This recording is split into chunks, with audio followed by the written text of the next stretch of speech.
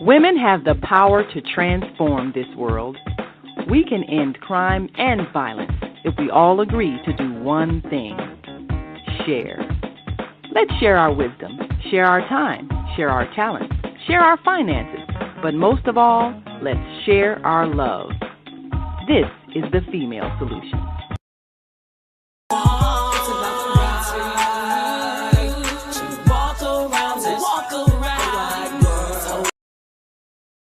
Anytime I want, anytime I want, it's about the right to walk around this, walk around like whole wide world. Anytime I want, anytime I want, we don't have the right to stop me and ask me and what I gotta do. Walk around the whole world, walk around the whole wide world. Anytime I want, anytime I want to, I want to. Anytime I want, anytime.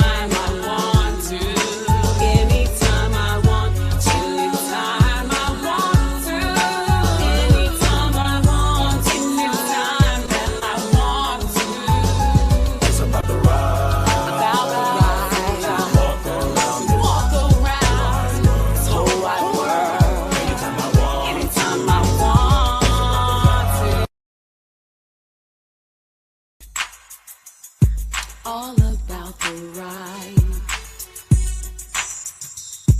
All about the right. It's about the right to walk around this wide world. Anytime I want, anytime I want. It's about the right to walk around this wide world. Anytime I want, anytime I want. It's about the right.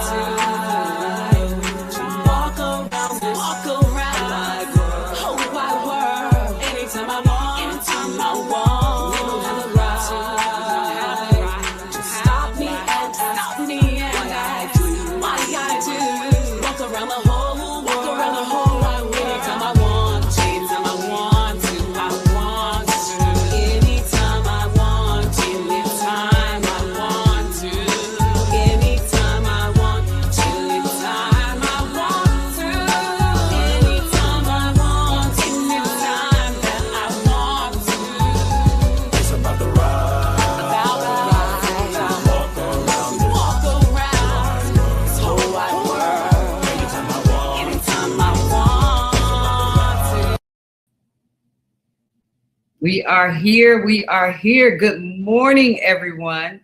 I'm Senabella, your host for Coffee Break Live, of course, with Senabella. And I'm here today to say that I'm excited about living. I'm excited about where we're going. And I'm excited about great communication that ends to great end results. Today, I have a wonderful, fabulous guest that's coming on the show that I've met years ago. And I was excited, and I'm using the word excited again, I know, but I was encouraged, how about that the conversations that are in my head that I want to have, the things that I need to talk, that I'm bringing in the right guests who can address those things, speak to those things, everything that's going on in the world, but how is it affecting us right here on the ground where we are? All of these things matter. What we think, what we do, how we feel about things that have gone on in the past. And then, of course, the current changes that are taking place as a result of the Honorable Reverend Jesse Jackson's passing. There are so many things that we have to address, so many things that we need to think about in terms of saying, are we present and accounted for? Are we ready for new changes to take place? As parents, what have you done to make sure that you secure the ground for the future for your children? And what are some of those things that you're concerned about that we should address? And I know that there's a plethora of things for me as a mother, as a woman in the community, as a person who is friends to other people who are all ethnicities, but African-American woman. And then again, let's talk about that. There's this here idea that somehow we should now be called foundational Black Americans. So we've gone from say it loud, I'm Black and I'm proud. I've been a Negro, I've been a colored person, I'm Black and I'm proud. And now we're African Americans. Should we be foundational Black Americans? And what makes us so foundational? What have we done to claim that title? Foundational. Is it all about the blood in terms of like where we have been born? Or is it really about what we've actually done to say that we truly are Americans making a difference, not only in the lives of, say, Black Americans, but America as a whole? There's so many things that we need to address and unpack. And so today I'm very happy, and I'm happy to bring to the stage to talk to Craig Wimberly. He is the president, the leader of the executive of COLE, the Coalition for African American Leadership. And let me say that one of the things about this organization, and it's very prestigious, is that it is part of really active African American men who have been doing some very solid things on the ground. And I may be saying men, and I may be making it smaller than what it actually is, because a lot of organizations today are mixed organizations with men and women. But I'm going to bring the stage and let him tell you about his work, his journey, his life, and the views he has about today and where we're going tomorrow. So welcome to the stage, Craig Wimberly. Good morning. Good morning. How are you doing today? Life is good. Good. So what's the first thing you got on your mind this morning as you come in? What are your first thoughts? I'm excited to be with you on this program. You know, you're someone I admire. I like the work that you're doing, and the opportunity to chat with you on your program, I'm excited about. Wow, so that's a big client. Come on now. Well, I'm excited to always do any and all things that has to do with communicating to us. And I'm saying us because one of the conversations we've had, we talked about inclusion, right? But the inclusion in a way that's proper and necessary. You know, it's not just about us being friends and being able to rub elbows together and say that we can help each other write grants and things, but we're really, what are we doing to change the forecast of this place we seem to be stuck in? You know, we want friendships and relationships more than we want to say the execution of what it is that we're here to do. Well, it's about coalition building. But let's say the first coalition we must build is within our community, right? We're divided by those with money, those without, those that are educated, those that are not, those who are Ivy League educated. We find ways to separate ourselves. And so the first coalition we have to build within our own community. Currently, we got those that focus on us that are descendants of chattel slavery versus those that are immigrants, you know, from Haiti or from the diaspora.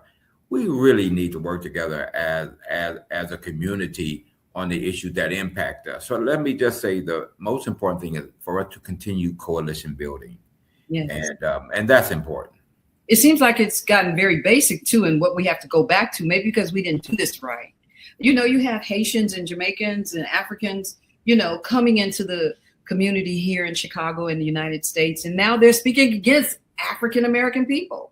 Some of them are just saying some really ridiculous, lewd things about us, you know, and it's hurtful because it's like, I don't believe that we have been unhappy with the presence of our counterparts, our, say, genetic counterparts. We've been happy to see everyone come in, but it's now with the ground being so, it's like quicksand. You know what it is? The powers that be are extremely good at getting folk to fight amongst themselves while they continue to rob, right, and do what they need to do. And we've got to resist that, right? It's like after, you know, freed slaves and poor whites after the Civil War, right, actually started working together. And then they figured out that's a problem. So let me make sure these poor whites understand you're really more like us than them. So the powers that be look to break us up, and we have to resist that and stay focused on the task at hand.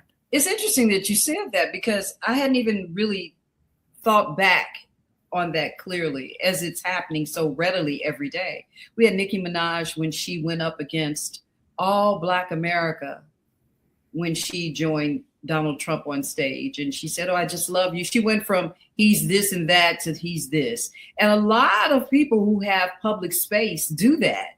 They kind of shimmy back and forth with their supposed stances and how they view things that should be done. And I have to say that I think some of our officials are doing the same thing as well. Yeah, well, they get caught up. The key thing is this.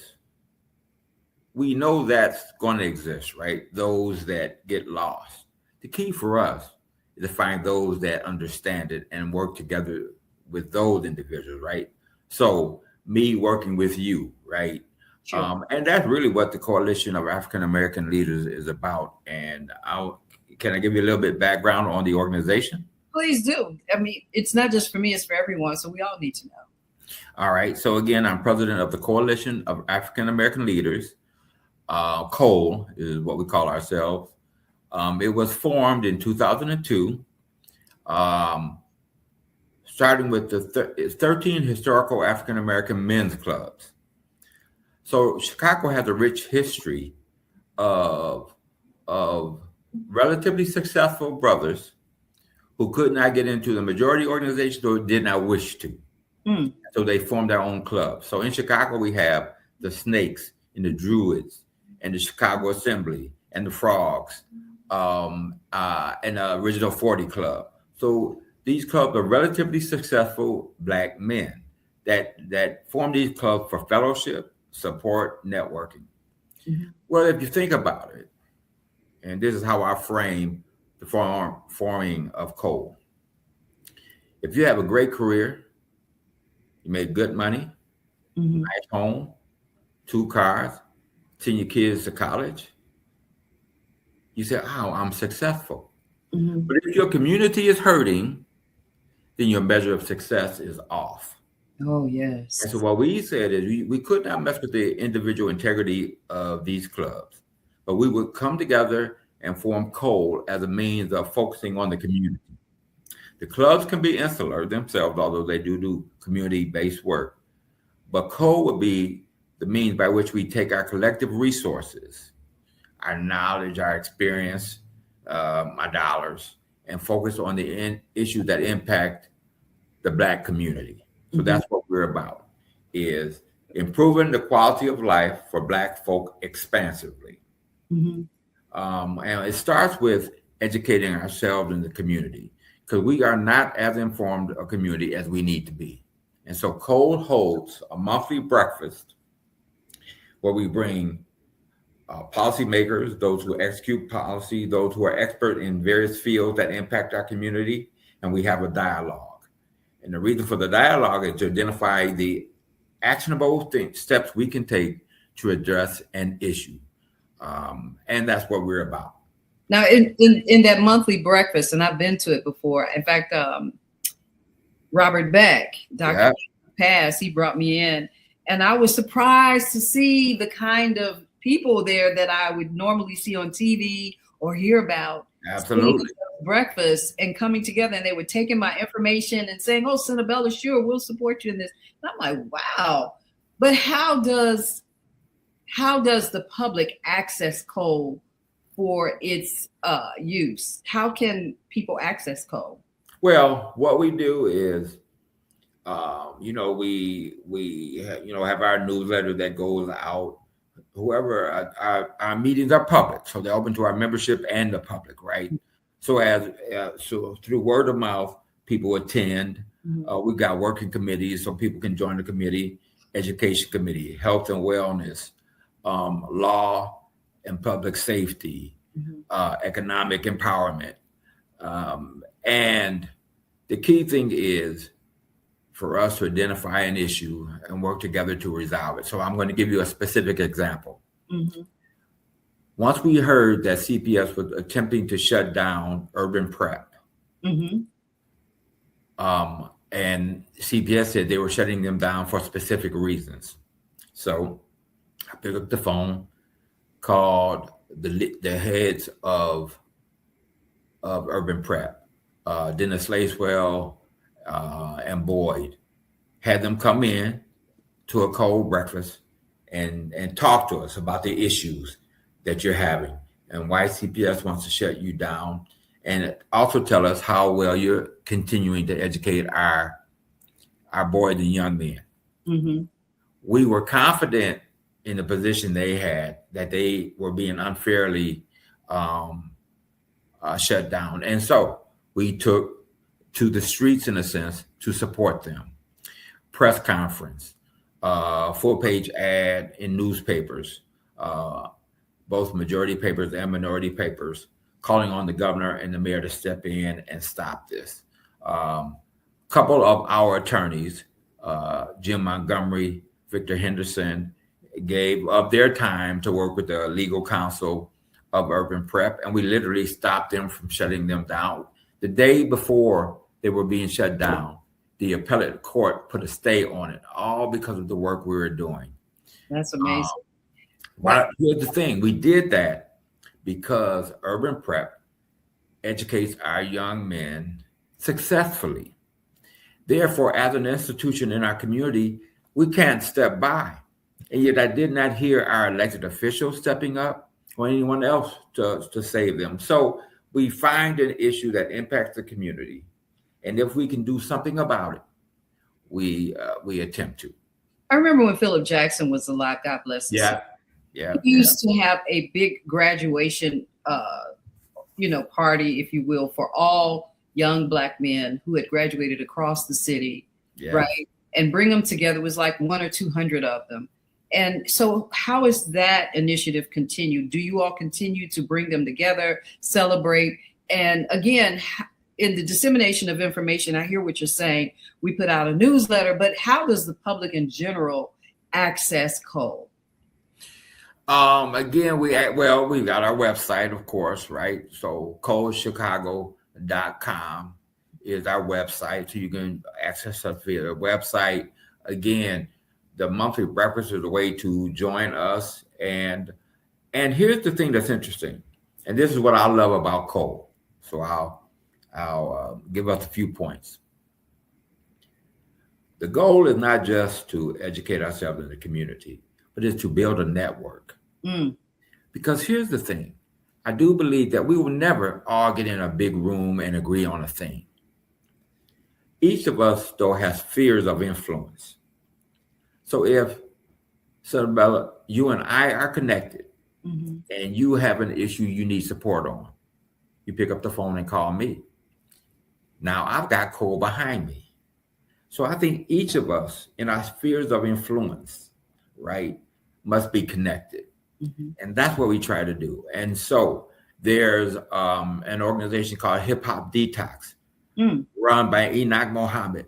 He brought together hundreds of young, of our youth, training them in different areas,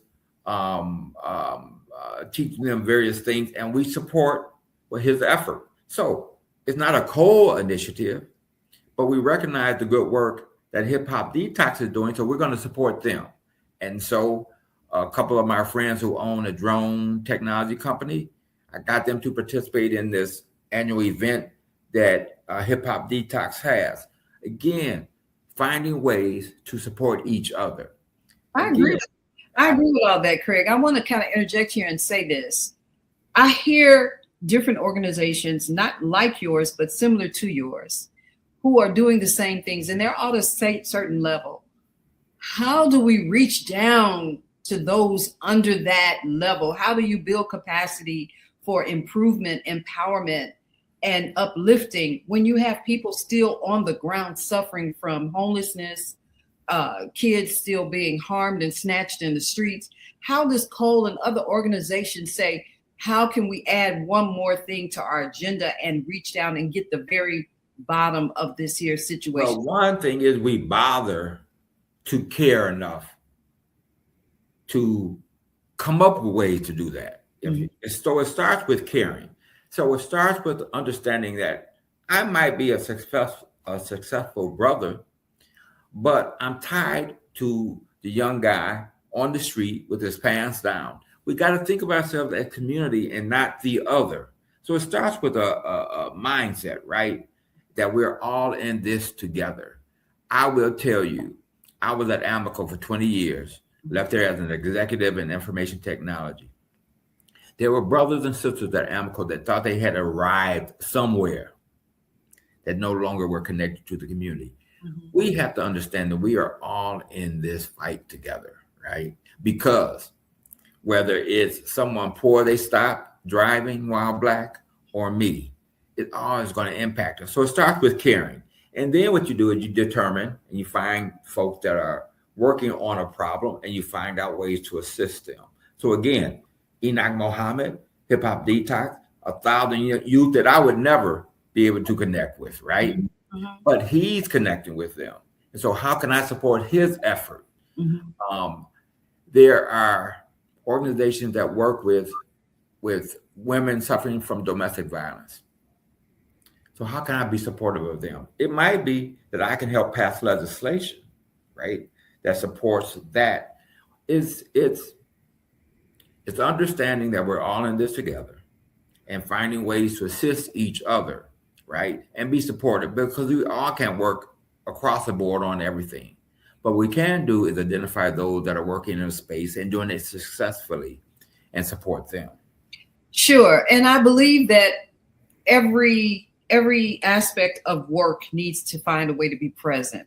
And sometimes it's hard. New organizations, new, smaller, ancillary, kind of nonprofits and so forth, they're out here, they're struggling, just trying to keep the doors open. There are a lot of active things on the ground that are going on.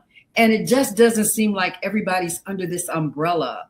It seems sometimes you don't find everybody finding shelter, help, the right guidance. And I think some of it is that people are stuck in their own heads, in their own space. Exactly. And we've been trained, right, that if you and I partner on a thing, I'm going to look at the font used for my name on the flyer. And if it's smaller than yours, I got a problem. We are taught, right, not to work together, not to focus on the goal. And that's what we have to move beyond. So let me give you an example as you relate to organizations. I'm going to work with a company run by Valerie Leonard called Nonprofit Utopia. And we're going to train organizations in grant writing and sourcing funds for their work. We're going to work with another group on developing a civic training, but I want to find dollars for it so we don't have to charge for it, right? So we'll have civic training that's geared toward our youth and civic training geared for us.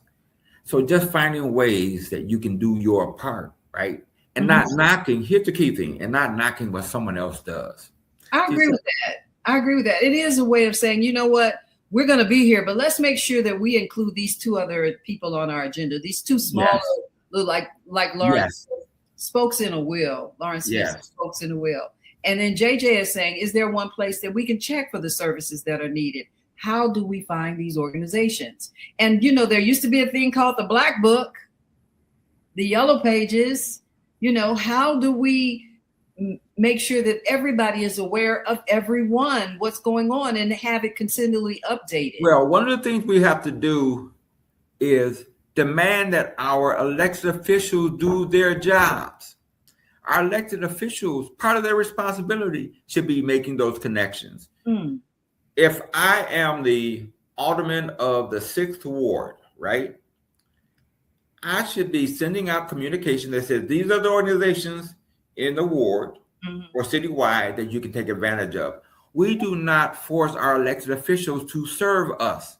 And here's the thing, if they're not serving us, we should get rid of them. I totally agree with that. I get so tired every time there's time for voting. You hear from the elected officials, everybody got stuff stuffed in your mailboxes. You see their faces everywhere, but you look out and you don't see the results. And that is one of the biggest arguments that the Republican Party has against the Democrats. And I'm not saying that we're all Democrats or that we're Republican, but as people, let's speak from just the space of being a person. If you don't see things effectively changing in your neighborhood and you've been complaining about it nonstop, that means the neighborhood is not a neighborhood. That means that the people who are over that area, the aldermen, the council people, all of them, they're not working effectively. And I really do believe that we need to protest one another when we find that those things are not happening. And the way to also do it till election time. We shouldn't wait till somebody gets killed. Right. And so I don't know if you know Del Marie Cobb, but she heads up. I do. Ida's Legacy, which is her political action committee. Mm-hmm. And we discussed developing scorecards for our elected officials, one for aldermen, one for our state reps, our state senators. We need scorecards so that when it comes time to vote, we're going to vote based on what you delivered versus do I like you? Yes. And we need to have a checklist so everybody can. Absolutely. Before we hit the booths. Like, it's a delay in voting because I'm like, you're like, who am I really voting for? I care so much about my vote. It's like, I don't want to just walk in and be all Democrat, all Republican, all independent. I want productive, active. I'm going to be on the job. At least you've run to that excess, that I now believe in you enough to vote on you. But I want to see this. If I'm bringing you back, like we talk about, here's Tony Preckwinkle coming back. Here's so many other officials that we have names. Jesse Jackson Jr. is back in the game.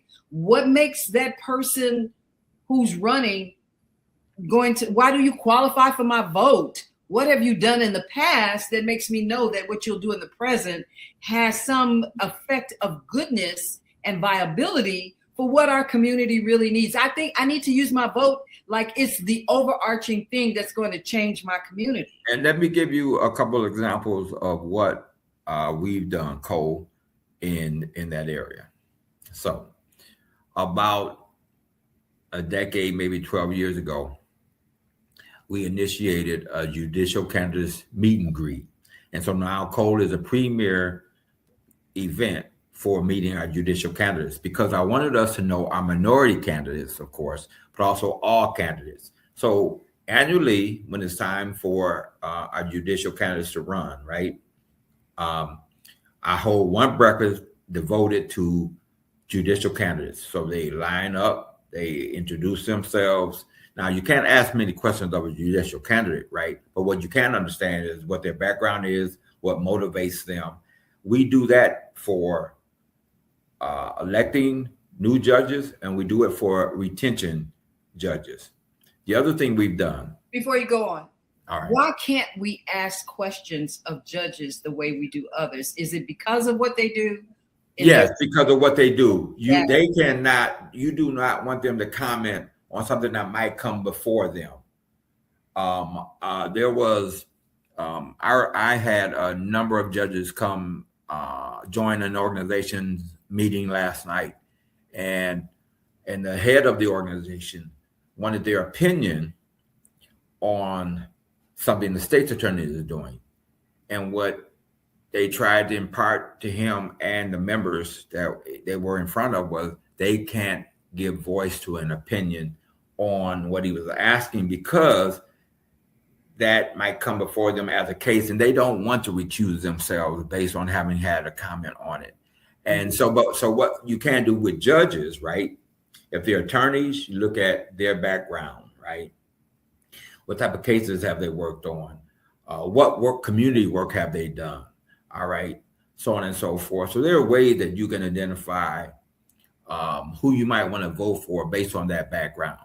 We go in knowing that we need a diverse bench, right? So we need men and women on the bench. When you say diversity, though, that's controversial as well. When we say diversity, it's not necessarily made up of a genetic predisposition or like whether they're black or man or woman. It's really about the behavior, the work, how it's affected. But it's based on their background, right? And the fact that we want to be seen when we come to court.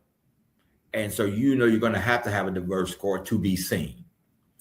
We do want that young thug to get just as much of a fair trial as anyone else, right? And so they have to look beyond, sort of what they look like. And so we need that diversity. And so what we decided was we'll have the judicial candidates come in front of us, meet the community can meet them. So you're a more informed voter.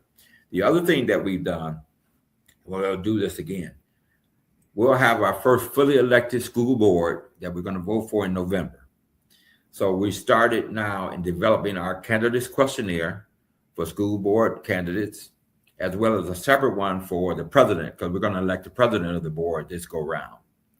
And so we will have forums in the community to talk about the school board, the type of talent you need on that board, and have forums when these candidates step up. But we're going to take an active role in that process. That's what we have to do is do that. And so I think they're applying for a job, and they need to make clear what their makeup is, the bio, the whatever it is. You're going to put your resume out, do something to help us to know who this person is that's running for this seat and why we think they would qualify in that regard. There is so many things that are missing before the actual run for candidacy. And we're so caught up in the celebrity of candidacy. And I would call it celebrity because it's like a big party that's happening before, and it got your mind all filled up, and everybody's running around trying to figure out what talking about. Well, who you vote? I'm voting for this person, or they're not talking about it at all because there's nothing to it. I don't know. I'm being honest when I say this as a voter. I don't feel like I really know who to vote for. No matter how we're in this conversation, I don't feel safe in voting. I don't feel like they're going to be the results are going to be the outcome that I hope for. Yeah, but part of that is us. See, part of that is us. First of all, you got to have the ask. What's your demand, right? So, of your alderman, yes, what's important to you in your particular ward or your town if you're in the suburbs, right? What's important to you? Is it bringing business into the community? Is it improving the housing, right? Is it safer streets? So tell them what you want and see who has at least an idea of what they want to do. And then here's the thing. And then once they get into office, then you ensure that they do it. You work with them. You attend meetings. Now, we know we all can do all of this. So how do we share in that burden? Yes. So I'm in the 4th ward. I got friends that are in 4th ward. So what I say is you go to the community meeting this week, I'll go next week. Let's compare notes because we have to share that burden. I like that. You know what I'm saying? Just figure out how to be active in a manner in which you can be and care enough to ask the question and to challenge our elected officials as well as our business folk, right? What are you going to get back? Like basic on the ground coalition of community people walking around, talking, meeting in their little spaces and saying, hey, these are things that's going on. These are the people saying they want to run. Do we have somebody we want to put in as a candidate? We can start empowering ourselves by working. One of the most important things we could do is identify our own candidates. Don't wait for someone to jump up. It could be your son or your daughter that you know has the sense of community, has the skill set, has the drive. Now, so let's get behind that person. That's right. Yeah. Let's create our own bench. We wait for someone to jump up. That's why I'm going to use the school board again. Not only will we develop the candidates questionnaire, but we will seek out individuals we think are the type of individual we want on the board and encourage them to run and support them. And as long as they themselves have something to start with, we'll help them. But let's be intentional in all aspects of our lives. If it's important to you, then be intentional about it and find ways to do your part. And one thing I would tell you, Senabella, I do not determine what you need to do or this person. And I will not judge. First, figure out what I'm going to do. And I just ask each of us, figure out what your part is.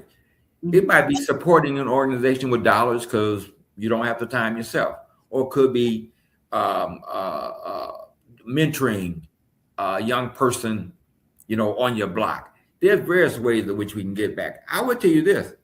As a parent, if you work with your children, if you instill in them a sense of community, you're doing your part right there. You don't have to do anything else but build self-esteem within your children and that they know they are Black and they feel good about being Black. That's huge right there. There's various ways that we can do our part. We just have to figure out what that part is and act on it. Right. And we can feel good about doing our part. Absolutely. One thing that I'm going to I take a little pride in is that where I live, I make sure I speak to everyone on the street as I'm passing, when I leave my door. I'm having conversations with everyone. I don't have any kind of apprehension about communication. I look right at people, speak to them. Hello, how are you? If we're standing together, I say, oh, you live in the neighborhood? Really? You've been over here for a long time? You have foundational community people, like what's going over here with the Obama campus. It's like, how do you really feel about that? How do you feel that the Obama campus is going to serve your community? How has it affected you this far? What does housing look like over here? Why are you afraid that you're not going to be here after being here as a foundational community person? There are so many things that we need to address. How does the University of Chicago affecting this neighborhood? The hospitals, Northwestern is here. We've got University of Chicago here. Pretty soon we're going to have every other kind of hospital here fighting for the foundational community people in our communities. And so there are a lot of things that we need to be really active on and talk about and do something about. It's not just about electing officials. It's how those officials are also working with the very institutions that we're talking about, that the money that they're given in order to run. So there are a lot of things we're up against. I'm going to take a quick break and we're going to come back. And if you don't mind, we can respond. You can respond to that. All right. Sounds good? Sounds good. Good. Let's go.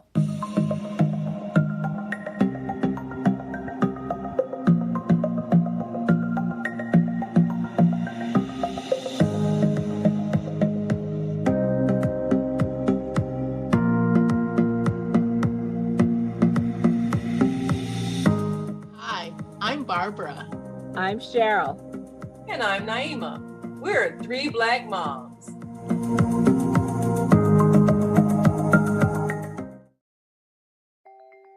Everything we're made of contains light. From the sun that feeds our world to the energy that flows within us. With LifeWave X39, we've found a way to put that light to work. With X39, we achieved something remarkable in the field of wellness and science that others could not. By utilizing LifeWave's unique patented technology, X39 uses light to elevate GHK-Cu, a copper peptide known to support overall health and wellness. Unlike traditional light therapy, X39 uses the body's own infrared light to naturally increase vitality. By gently stimulating the skin with light, our non-invasive, non-transdermal X39 patches help you conquer your active lifestyle and pave a new way to vibrant health.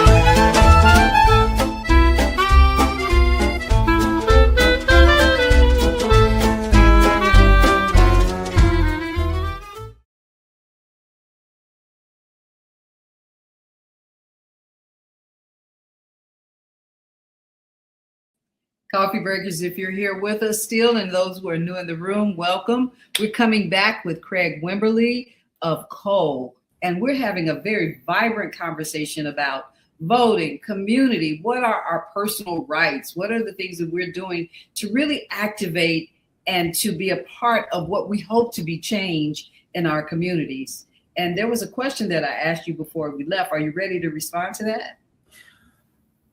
Re-ask the question. I was hoping you remember. but can I make a quick point? Yeah. And I think it's important for your listeners to know. Mm-hmm.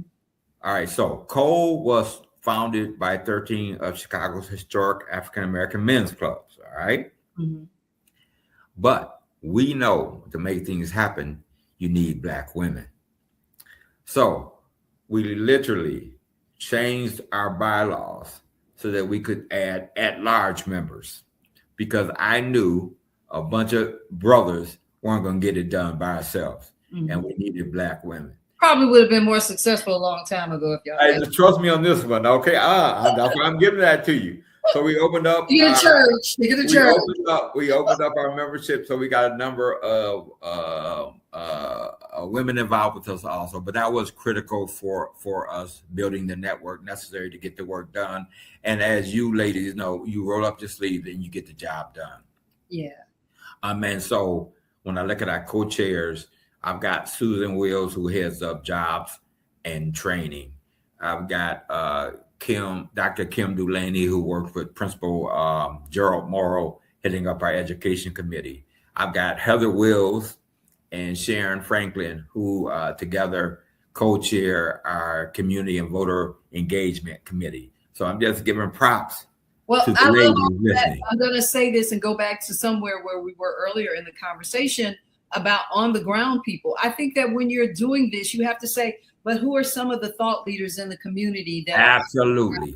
who don't necessarily come with the education and all, Absolutely. but have the information. Absolutely. People who are affected by the things that you're doing are not affected by the things that you're doing. And here's another conversation we need to get in. And let me just put up Lawrence, as he said, we must get back to community. We don't know our neighbors. We must leave our silos. I agree. So that's what this is for me. Your presence has caused in me the desire to talk about the on the ground activities that are going. Like, we have not discussed yet, and I'm probably moving ahead too quickly, but what is the absence of Jesse Jackson's life in Chicago, not just America? What does that look like? What does that mean? I would say, and because he's been ill for a while, right? And because we haven't focused enough on succession planning, that we've had a growing hole because push has not been what push has historically been. Mm-hmm. So it's a great loss, one, for the community. He's a national icon, right? And hopefully we're all holding him up. Yes. But that just means simply that organizations, we have to find our new organizations that are stepping up. Cole is doing his part, but there's others. What is the West Side NAACP doing? The South Side NAACP, the Suburban NAACP doing? What is the Urban League doing right now? And there's a number of other, we have to step into that space, right? And ensure that we're caring for our community. It really starts with, again, us understanding that we're all in this together. The individual who said it goes back to us building up our neighborhoods and our community. We have to get back to that. It really does take a village, right? Yes. And that's where our focus needs to be. Again, me being connected to you, you knowing that if there's an issue that maybe, let me call Wimberly and see, is Cole wading into this, or maybe they should? Or what organization handles this sort of thing? That's what we have to be about. Now, and there's some basic things I think that we should do. And this starts with the family. I challenge everyone to ensure that every member of their family that's voting age is registered to vote. It is no way you should not ensure that your family is registered. Even if you can't convince them yet to vote, they need to be registered. And that means we conversations about voting. Absolutely. And a lot of people nationally talk about voting and being partied and stuff, but that's not true today. Wait. And when you vote, take your kid along so they understand the process. See, let me just say this, we own what happens to us. We own solving our issues. Mm-hmm. And so we have to step up to do that. So again, I ask each of these listeners, ensure that every member of your family is registered to vote. That's a basic. When I was growing up, you couldn't wait to get old enough, right? Right. Smoking and voting. So you have to instill that. And in Chicago, here's the thing, in Illinois, a rite of passage. You can register at the age of 16, pre-register, so that at 18, you automatically get the vote. So we should be working in our schools, right, to pre-register our children. So there's things that we can start with within the family and then with our neighbors. Find an organization that is involved in something that you are interested in and get engaged, right? If that's something you'd like to do. We just got to find ways to do our part to help, because my belief is you solve the world hunger by feeding a family today. When you look at the big issue, it's not about that big issue. It is, but that's not how you solve it. You break it down into what you can do. If you feed a family that's hungry, you are solving world hunger. And that's how we have to look at it, right? Sometimes we can't be overwhelmed by the stuff that's impacting us. It's like our elected official. Cole puts out an issue where I listed every Black official in the state of Illinois. You can't walk a block in Illinois without bumping into a Black elected official. And yet we have the issues we have, which means they're not doing their job. So how do we help them do better at that? And so Cole wrote some guidelines on how these caucuses need to work as a caucus to leverage their power. There's things that I think each of us can do. We just got to find what that thing is. But here's the thing: we cannot get discouraged. There's a lot of good work going out here. We just need to be better connected. I agree, and I want to address the word discouraged. I don't think people are discouraged. I think, well, discouraged means several things. First of all, right. I'm just not going to speak to it in discouragement, but people really are weighing in on what they think about, with what they think they can do, because so much is happening. We feel like we're in an emergency state of action. So we have a new election coming up very soon. And I'm going to say that I think there are going to be a lot of non-voters in the election. Yeah. Only because we got to solve that, though. People are exasperated. Yeah, but we got to solve that. Yeah, but what are some of the steps that we can take before this election to say that we feel good about standing in the line or mailing in our votes? What can someone do? What are some of the practical steps that a person can take to overcome this disparity about voting?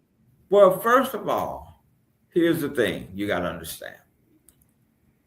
Everything you do is an attempt, a try. My thing is this.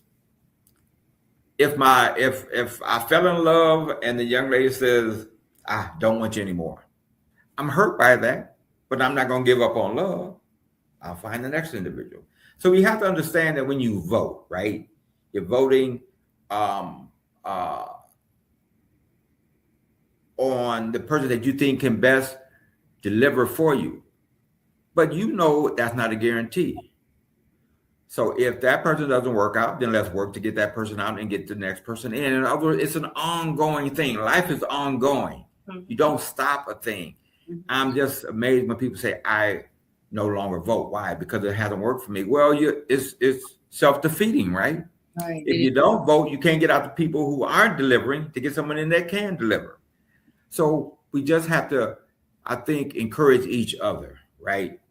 Again, start with the family, start with your friends, but you have to encourage each other because it's critical. You use every lever you have to improve your life.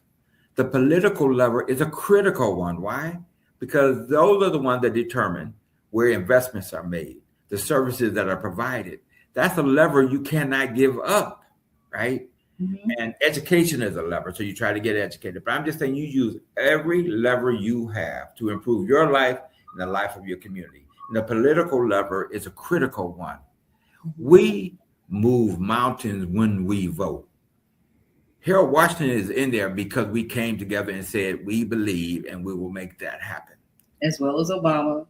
As well as the Supreme Court Justice Neville. That's right. We got him in there. Yes. We have the Illinois Supreme Court is led by a Black man because of our vote. And that impacts how justice is dispersed here in Illinois. Mm-hmm. So it can be impactful. And I will tell you, a number of our elected officials do not deliver. but that doesn't mean you give up. What that means is either you force them to deliver or you replace them. Well, how about this? Since Cole is so active in making sure these things are at the top of the list, people are, this is your list. This is how you're going about your, why not after the election, for those who've been elected, that there is a big open town hall where people can see the now elected. People can walk in and see who these people are that they voted for, and they can begin to have that open dialogue and begin to express their concerns, their anxieties, and why they voted for them. And why don't we do that often? Why do we do it only? We shouldn't just do it once. We should do it like once every 6 months, once every 3 months. We need to do check-ins in every community. Right. The state of my office, addressing the people about the state of my office. What is, even judges, even though they can't talk about certain things, they can come in and talk about how to protect yourself better, how to prepare. A judge telling people that is huge, as opposed to attorneys that they have to go to and to try to figure out the solutions for their family or themselves, right? But it's so important that they're celebrities because they're celebrated for dynamic actions and work for the people. It's interesting you say that. I was just talking to someone and said that after an election, we should put together, have a lunch, whatever, for our elected officials and say, this is what we expect of you. Yeah, but for everybody to be welcome, not a lunch. Because if you're going to feed everybody, that's wonderful. No. Here's what I'm saying, though, so you understand. It starts with us, one, saying to them, all right, collectively, we demand you guys work together for us. Now, in addition to that, what you're saying is in every community, we need to have our town halls where our elected officials come, and some of them do this, but make sure it happens in every community and let the community say, this is what my issue. Oh, absolutely, we need to do that. And particularly we need to do with our youth. Mm-hmm. So if you want people to do something to get you to where you need to go to perform a task you want to take on, then there has to be, what is the planned agenda for the next? How do we know that we've done the right thing? That's how you will encourage voting. That's how you'll encourage people at the dinner table talking about voting and how to build and grow a community. The reason why I think it has failed is because people do not feel connected to outcome. And when families fail each other, it's because they don't feel connected to outcome. So now the larger family, the community or the city, don't feel connected to outcome. You see the same kind of things going on all the time, from the mayor's office, the governor's office, the Senate, everywhere. You see the same. What we also have to do is celebrate when the wins do occur. Because sometimes we so focused on what isn't happening. Well, maybe they need to have the party for that too. We just hit a goal. Let's have a goal party. Exactly. That's what I'm saying. In other words, we ourselves have to tell our own stories. We have to tell our own wins. This program is a great program, all right, that more people should be aware of. So again, it's communicating and celebrating, uplifting, recognize. There were some people saying something negative about Jesse Jackson. It's not a matter whether you liked him or not. Right. But you got to acknowledge all the great things this man did as someone from our community. Because when you uplift individuals, right, our people see the possibilities. Our young folks see the possibilities. Not only that, but you saw the overcome in his family. All his children are present. All the women in the part of the community of the conversations are present. All of the people who didn't like something were present. Let's just get real. Every family has these problems, and we can always speak to other people's problems, but we need to address things differently. We need to just start seeing ourselves, well, you know what? You don't want anybody to bring your name up at the table. Yeah. So, I mean, you may not even see yourself, but you will be celebrated that way. Yeah. And people wait usually till death till they talk about things. Right. So let me tell you how we address the issues that we choose to address, right? So again, I have the working committees in different spaces, and what they should do is meet, discuss the issues, and determine where we might add value, right? So I attended a meeting of 10 by 10 to Win, which is an organization run by Mark Wallace. Okay. It's about organizing the community, right? Particularly around voting, right? So that we can identify the candidates to get behind and use the power of the vote to get them in. I attended one of his organization meetings, and he had a gentleman, Kevin Jackson, and his attorney. Kevin Jackson was wrongfully convicted and spent 23 years in jail. He just was freed in 2024. And he's trying to get a certificate of innocence that the state's attorney is trying to block. A certificate of innocence. That's right. Which allows him really to get his financial act together. You get more money when you sue the state for the wrongful conviction, so on and so forth. Now, I saw them. So how do I amplify that message? So I reached out to both of them and said, hey, will you come to a cold breakfast? So my last cold breakfast was having Kevin Jackson and his attorney, Attorney Bacon, Elizabeth Bacon, on tell us about what is happening with him. We determined that we were going to go down to his next hearing to show support for him getting this certificate of innocence. Now, this is a man who spent 23 years in jail for murder he did not commit because of the trumped up, evidence and all of that. Next, what we're going to do is we're going to work on legislation around certificates of innocence so that when someone is freed, it's automatic. They should not have that was going to be my next question. Yes. That's what we're going to do. So here's the thing. I attended a meeting of 10 by 10. I said, hi, this is an issue we need to amplify. We didn't amplify it. Now we're going to work with our legislators to change legislation so that the people like this, and there's a lot of our individuals who are in jail because of trumped up charges and evidence. They lose time and they lose support and they lose everything. But here's the thing. He is such a sharp young guy, and he's young to me. He's in his 40s now. But he kept the faith himself. So how can we not keep the faith in supporting him? But I guess what I'm saying is it was because I said, let me attend 10 by 10's meeting. I hadn't been in a meeting for a while and see what's going on.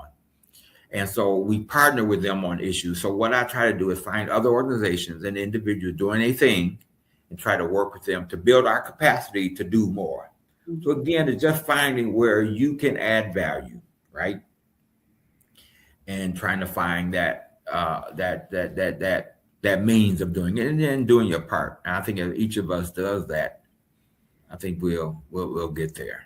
Well, let me say this, what we can do on our part here at Female Solution is you can send those people to us for us to make public so we can have the conversations, find ways of supporting, building, and understanding each other's needs. Oh, beautiful. So Female Solution has many shows on here with some dynamic other hosts who are doing shows. And I would ask people to take time to go to Female Solution and check out what our shows are and see where you'd like to place someone or become part of the conversation. Many of my guests here are people that I would like to have on, such as I do you right here today, as I do you here today.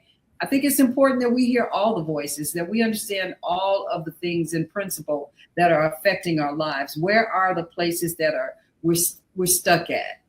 How do we get out of that? And how does our help really cause and commute change, right?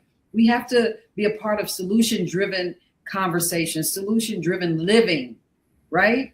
And the biggest part is that we're talking about community. And like I said earlier, I think 8 years ago when I moved into Woodlawn, I didn't realize that I would be so established in such a spiritual way in the community. I didn't know that I would be talking to so many kinds of people. I had no idea that I would feel safe in this community with so many problems that existed and still do, but not as much. But to be in Woodlawn in the smack dab of history and in Chicago and understanding the greater needs of this community has really driven me in a different way. And in purpose, my music, my activity socially, I'm an activist in many ways. I try to make sure that all my messages are aligned in the same principle and values in which I do as a performer and as a community person. Let me add this, Senabella. Go ahead. I'm gonna let you have. We got a few seconds. All right. So go ahead. I also chair the board of National Black Agenda Consortium, We created a national Black agenda in 2015, updated it in 2017, updated it in 2019, and now we need to update it again. And because what we do is create this Black agenda, and then we disseminate this to all of our elected officials. If any of your listeners would like to work on that, please let me know. Sounds good. All So right. Johnson, one of our wonderful foundational people here, Female Speak, she says, gold parties sound wonderful. Let officials know we are united in following the money. It always leads to truth. Oh, I like that. Yeah, we've had so many beautiful comments here. And one of the things I really enjoy about the coffee breakers and those who come into the podcast is they're very vocal. And so I'm going to make sure that I begin to put them into the conversations. I'm going to invite one of those people to each conversation so we can have more on the ground conversations about what's going on here in the city of Chicago and around the world. There are so many things that we can talk about. Craig, I hope you come back soon. I hope you send more of your organizational people, people that you think that we should be talking to, I will absolutely do that. I appreciate that. Close, we must get back to establishing morals again. Morals and principles. Yes, we need to put together outlines of all these things. Let's get to the gold parties and let's know that you are my hero. All right. You are really saying something. I'm gonna go because he's gonna make me cry because I think the world of you, Craig. Thank you so much for saying. Appreciate you having me on. Okay, I'm go. Look, everyone, have a beautiful weekend. Thank you so much for believing in Female Solutions and what I do here as part of this here dynamic group of people, women and men as well now, who are putting out information that you need to have. Thank you, Dr. Naima Latif. Everyone have a beautiful weekend. I'll see you next Friday right here on Coffee Break Live with Senabella. Thank you, Craig. Thank you so much. We're going to keep on this conversation. All right. Thank you.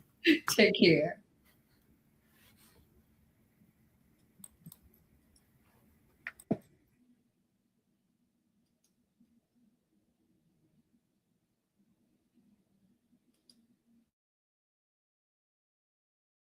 We are global transformers, changing the world from the way it is to the way it should be. We are one. Wherever we live on this earth, we are one human family. On behalf of our team of radio hosts, I'd like to extend a greeting to all the members of our family, whenever and wherever you may be listening around the world. To our family in China, Ni Hao. In India, Namaste. In Japan, Konnichiwa. In Korea, Annyeonghaseyo. In Russia, Здравствуйте. In Germany, Guten Tag. In Poland, Dzień dobry. In France, Bonjour. In Spain, Hola. In Italy, Ciao. In Egypt, Ahlan wa sahlan. In Ghana, Akwaba. In Nigeria, Peleo. In South Africa, Sawubona. In Senegal, Nangadef. In Kenya, Jambo. In Israel, Shalom. In Pakistan, Afghanistan, Palestine, and Saudi Arabia, Assalamu alaikum. Greetings, and may peace be upon you all. Join us live on the on-air radio network called 727-731-5192. We want to talk to you.